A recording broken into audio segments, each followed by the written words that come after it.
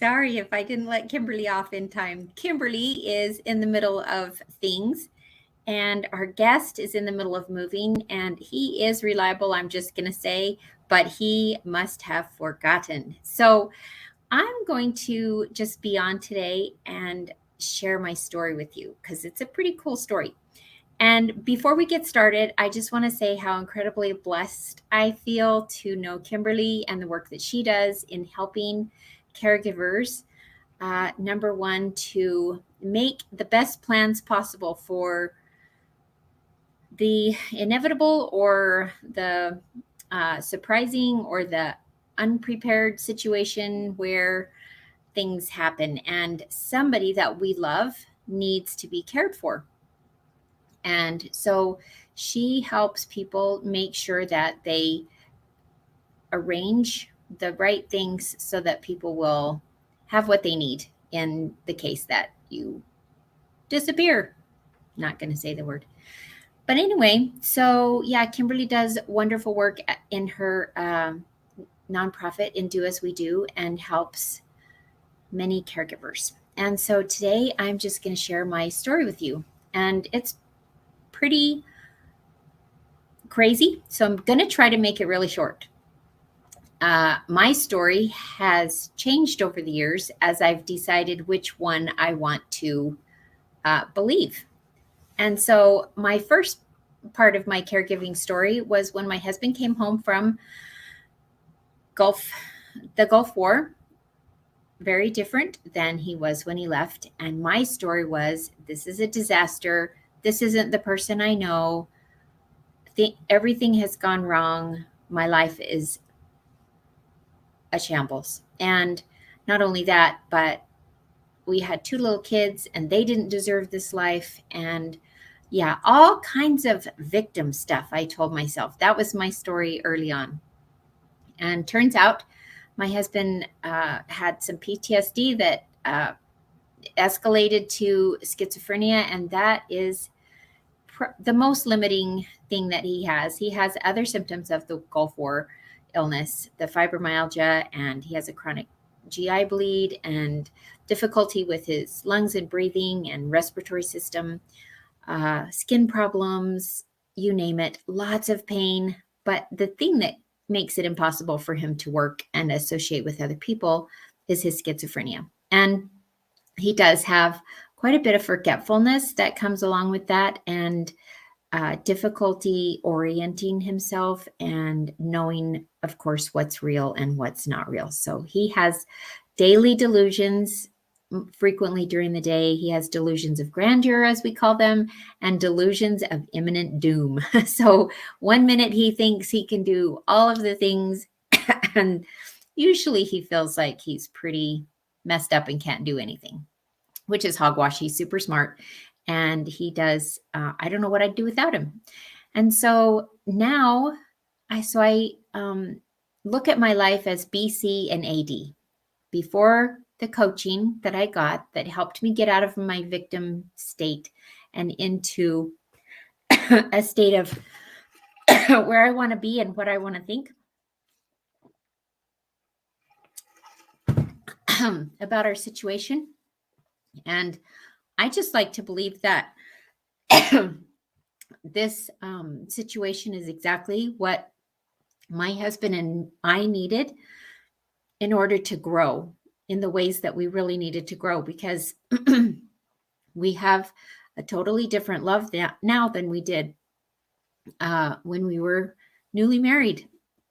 It's a much stronger love that's not based on, fulfilling each other's needs or being having that chemistry or being similar, because we are similar still in many ways. We still love each other's sense of humor.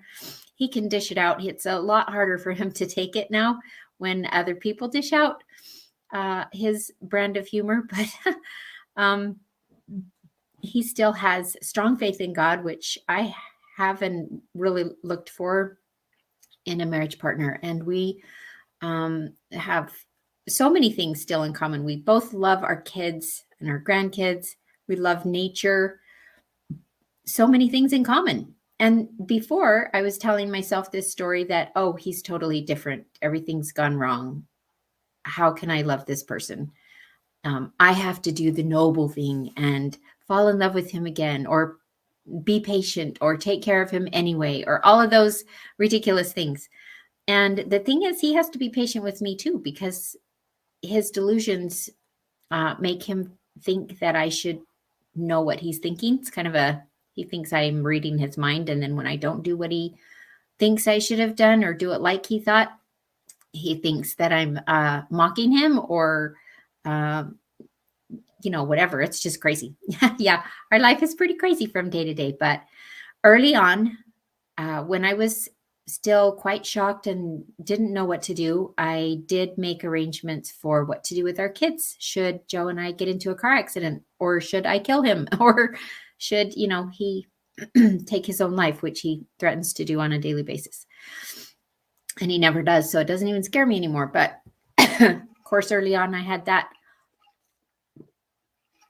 fear too. Sorry, I'm not used to talking all by myself straight. I'm getting myself all choked up.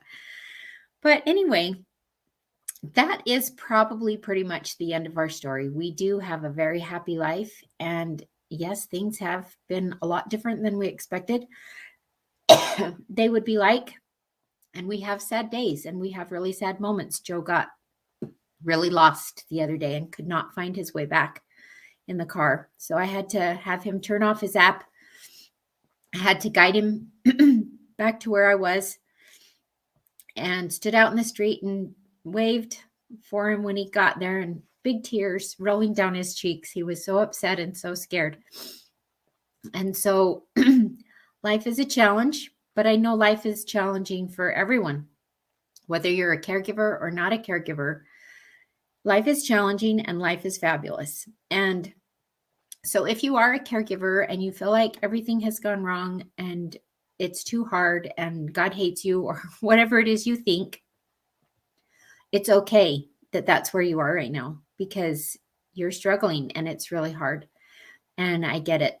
And so be patient with yourself, be loving, find a coach, figure out how to be okay with your life as it is right now.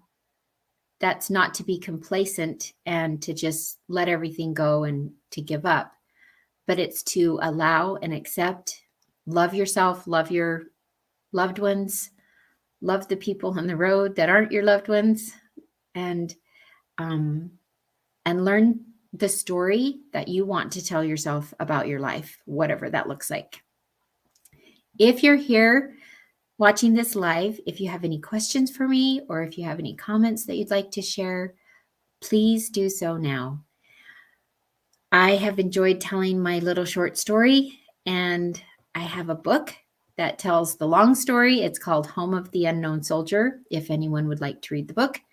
And it's sold on Barnes & Noble and Amazon, wherever you get your books.